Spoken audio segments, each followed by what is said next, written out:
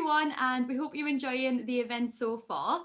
This session is focusing on social prescribing, and we're lucky enough to be joined by Liam Erskin. Liam is a Linkworker Coach at sort of First Contact Clinical, and you sort of work for the social prescribing role, don't you? Yeah. Brilliant. So hi Liam, and thanks very much for joining. Yes, thanks for having me. No problem at all. We're really looking forward to kind of learn a little bit more about social prescribing, kind of the role it has sort of within the college, and just getting a bit of an insight into your role and the sort of support that's available for young people. So yeah, first of all, are you all right just to kind of go through a little bit about yourself and kind of the journey into the role you're in today?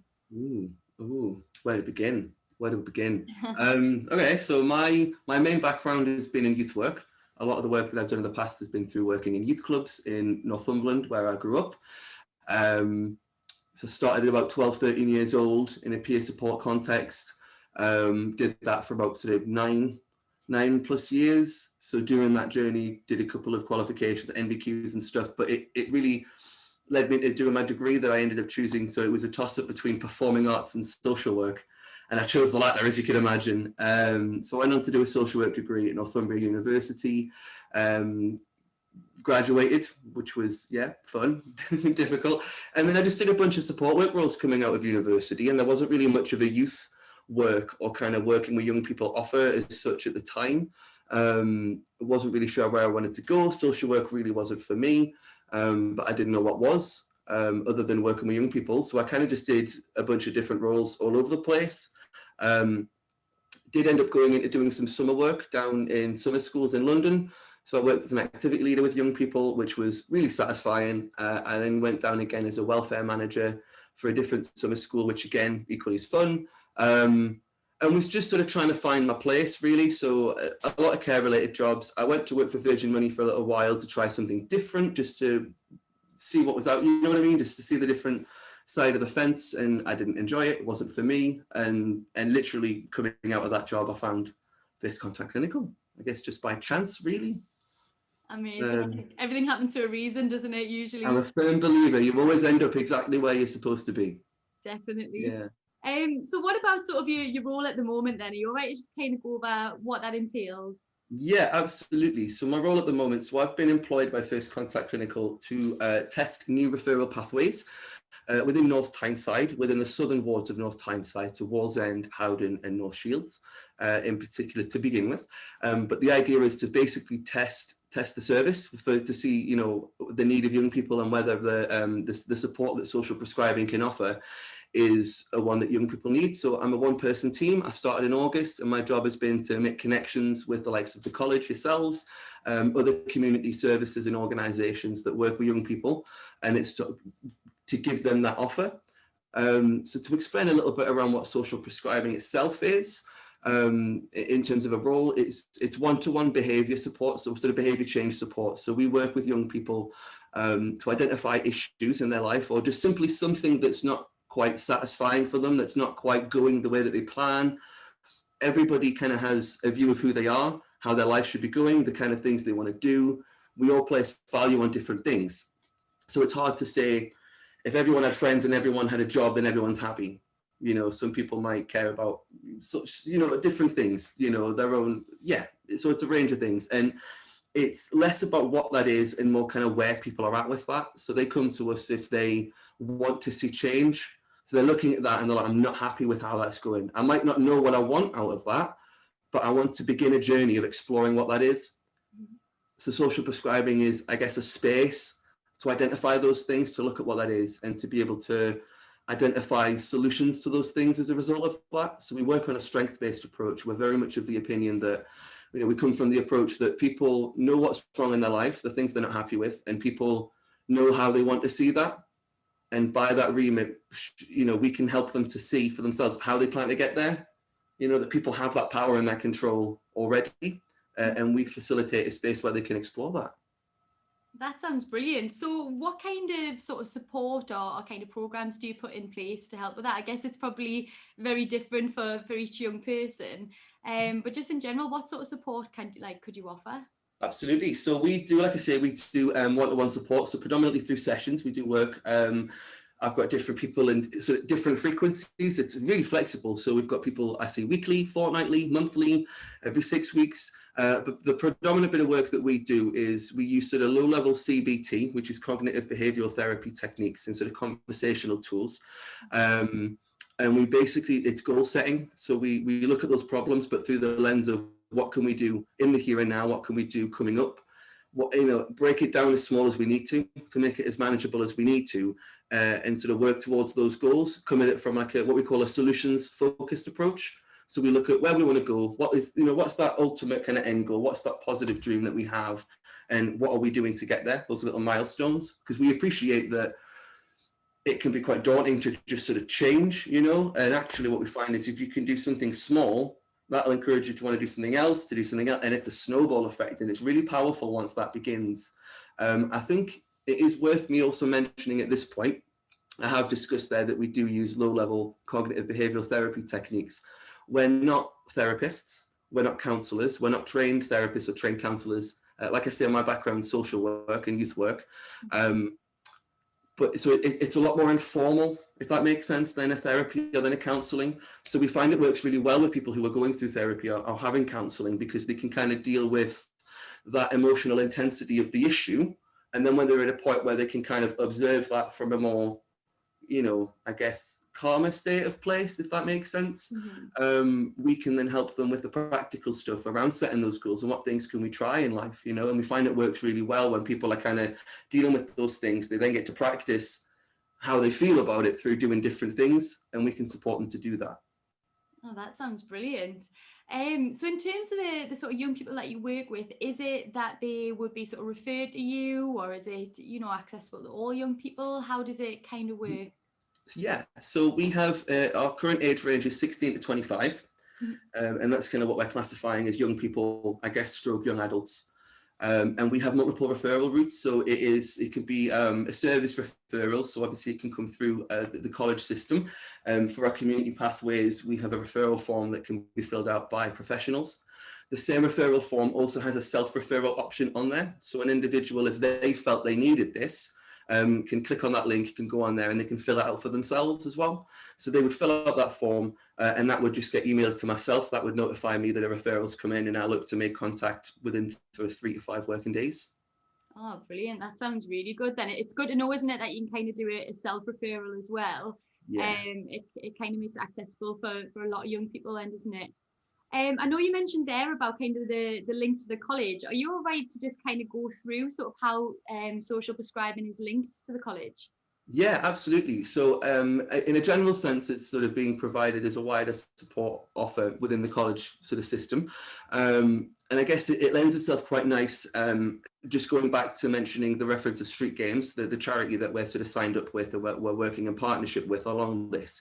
Their values very much line up with First Contact Clinical, in that we enable healthy behaviour change through physical activity, through kind of that engagement with our lives sort of thing, and just creating a sort of a healthier lifestyle. That's different for everyone, but going down that vein, so we found this quite a nice marry up with the sport development team within the college. So the sport development team do a very similar thing, where they use physical exercise and they use activities more along that sort of vein, to encourage motivation and to help students re-engage in a college sense.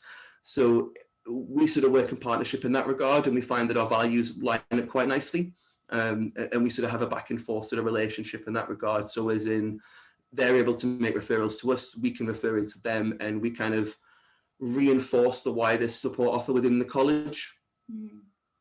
Oh, that sounds brilliant. It's good, I guess, as you say, when you're running similar programs, that you can actually link together and I guess get the benefits and sort of bounce off each other.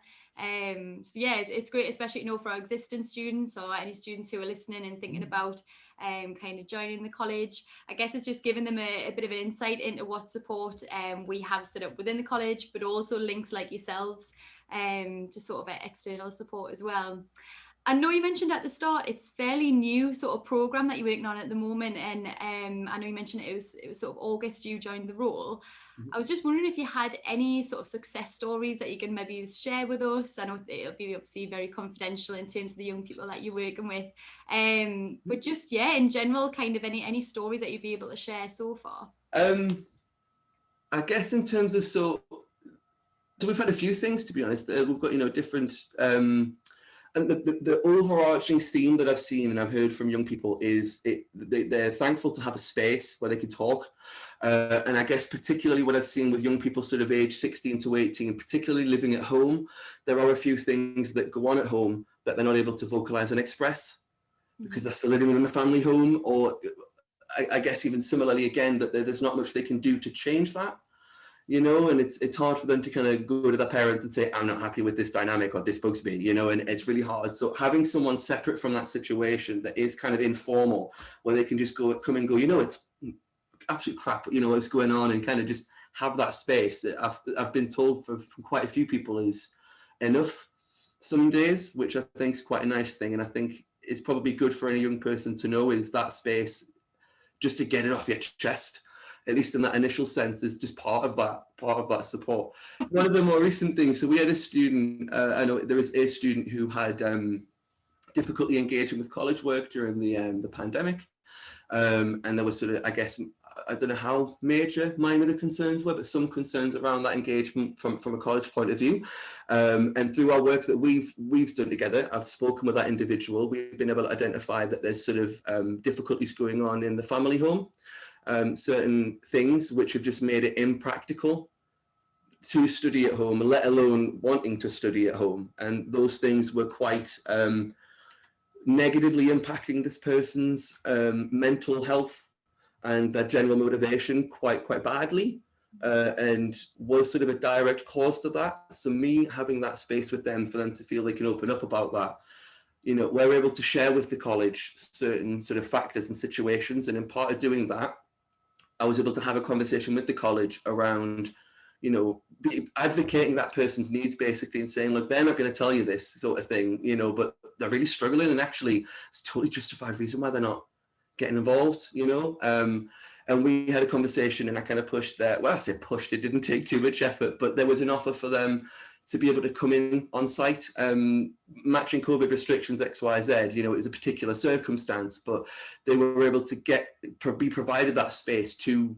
continue with their studies. And we sort of started coming on site with supervision, following all the regulations and restrictions, but we're given that opportunity. And that really kickstarted that motivation again for that person to re-engage. And it was just like this is all I needed, thanks, and it's because that was kind of dealt with, and they could see that, and it was very much encouraging them, actually, you speaking out about this is what caused that, that you opening up and sharing what's going on got you a result, got you something that actually has directly helped with that. And it's encouraged that person to recognize, actually, no, I do know what I need, and I do know what's wrong, and I do know what's the problem, and actually there's nothing wrong with me for feeling that. And it's just, it opened them up again. So I guess you've got the practical support there, and then a bit of an emotional journey they've gone on as well to kind of recognize their own needs. And they're starting to identify other areas of their life they would like to work on, and they're pretty motivated in that now, which is nice to see. Oh, that's really lovely to hear. And I think it's like you mentioned earlier, isn't it, that actually it is the fact that actually sometimes you don't want to speak to maybe whoever you live with, parents, guardians, people in your house, about something that's maybe you're not finding too comfortable, or things that you might like to change. It's not easy to have that conversation, is it? And even thinking about your teachers or your tutors, but being able to speak to someone who you don't know and is completely independent to the situation.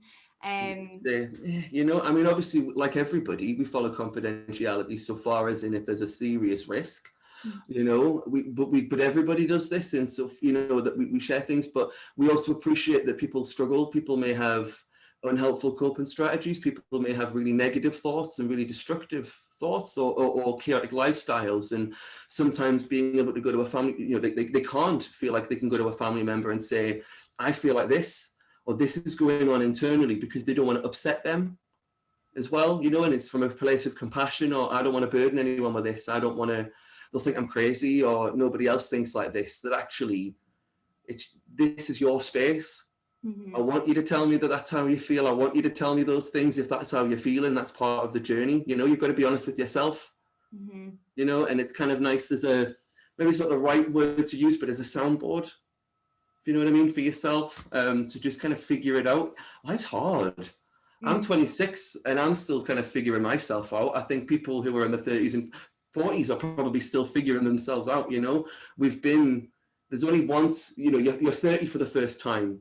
You're 16 for the first time. You're 45. You've never been that age before until you get to that age. You've never been at that stage in your life until you get to that point, you know. So you're not gonna. If you've never played piano, you're not gonna play like Beethoven the first time you hit a piano key. You know, the first time you get, you're not gonna know everything that you need to do in every aspect of life, and you know yourself and who you are and how you've changed, and you know things that don't work for you now, but the new things, you know, and that's absolutely fine. You know, and I think there's a lot of pressure for people to feel like I need to get by, I need to cope, I need to do this, you know, but not to your own detriment. Yeah, absolutely. And I think it's the same as you say for everyone, isn't it? Sometimes you just need that bit of reassurance, that actually it's okay. Definitely. Oh, that was a really good example actually, and I think a lot of people are in the same sort of boat, aren't they, following sort of COVID lockdowns and all the restrictions. It's been hard on everyone. So I think it's a really good example of how it kind of links to the college as well, and probably something that a lot of young people are facing at the moment. Really good to hear. Well, it sounds like the programme is going really well. Obviously, I know you joined the role in August. It sounds like you sort of dived straight into it and it's going absolutely. So it's really good to hear. And I know I've learned a lot from speaking with you today about what social prescribing is and kind of all the different services you can offer, and it really does sound brilliant. So hopefully that's been useful for everyone who's been listening, and hopefully you're all enjoying the event and you enjoy the rest of today. And as I say, thank you very much, Liam, and we'll hopefully speak again soon. Yeah, thanks for having me. No, thanks.